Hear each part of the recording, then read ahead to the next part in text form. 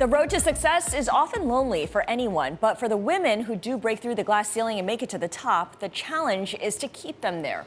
In today's Bloomberg Equality, our conversation about the bottom line impact of diversity, I sat down with Carolyn Childers. She's co-founder and CEO of Chief, which is a private network designed specifically for senior female leaders, about the impressive growth of her startup, which, by the way, has a wait list in the thousands.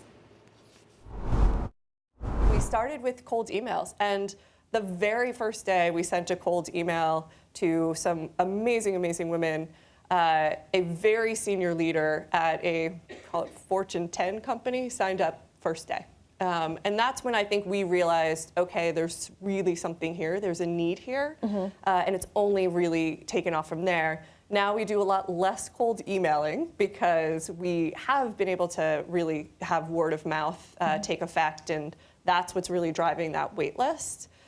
And it's been a completely different experience. I've, post the positions that you were talking about, I've been in the startup world for a while. The amount that people have to dump into marketing to continue the flywheel, the growth flywheel that venture capital is expecting is just phenomenal. And we haven't had to spend anything on marketing because it's all been word of mouth at this point. That's pretty incredible. How much is the membership? I mean, talk a little bit about how willing people are to pay a premium to be part of this group. Because it's, especially if you're cold emailing and then you're saying, there's this, we're building this organization, and by the way, it costs money as well. It's kind of a tough sell.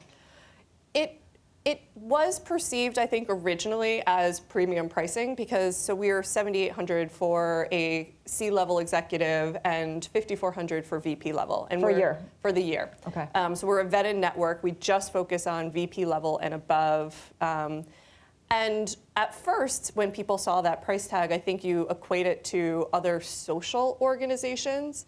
But for us, it's actually much more equivalent to leadership development initiatives. So it costs $30,000 to get an executive coach for 6 months. So that is what we kind of compare ourselves to. A lot of what we do really revolves around support and coaching. And so it's more equivalent to that. Because of that, we're actually able to get companies to sponsor. So the vast majority of our members are actually company sponsored. And there are multiple women from that company who are members then? Exactly. So we're starting to develop partnerships directly with companies. We obviously originally reached out directly to the members themselves, but as more and more women within some of these larger organizations have both expressed interest and gone through the process and experience with Chief and had a really positive experience, we're starting to actually have conversations directly with companies as well. You're based in New York. Chief is based in New York as well, and you have a physical presence.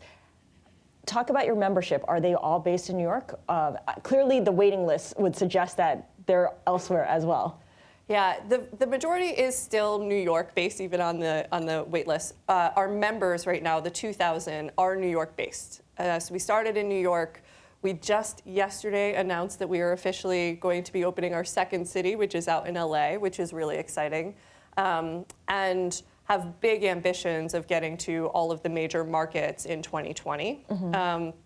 The experience for us, I think that there is a really interesting movement from social and digital networks that used to be the main way that people are starting to connect, and people are really starting to crave in person.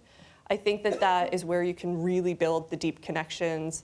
This is meant to be a place where you can really be your authentic self and talk through your biggest professional, personal challenges. That's really hard to do if you can't see the person and have that type of relationship.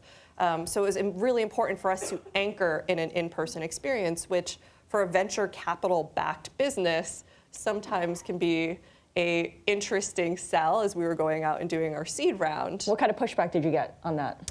Well, it's, if you think about how venture capital thinks about businesses and the ability to scale, if you are going city by city and you have an in-person experience, the level of operational lift that takes to be able to go to those different cities is a lot harder and higher than some other businesses that, you build it and then it could just take off right from there, nationally, globally, et cetera. But our model just requires that. It doesn't mean that over time you don't then have a digital experience that allows you, if you're outside of LA, San Francisco, New York, the big cities, that you still can participate in Chief in other ways. But we needed to anchor in an in-person experience for the true heart of what we wanted to accomplish.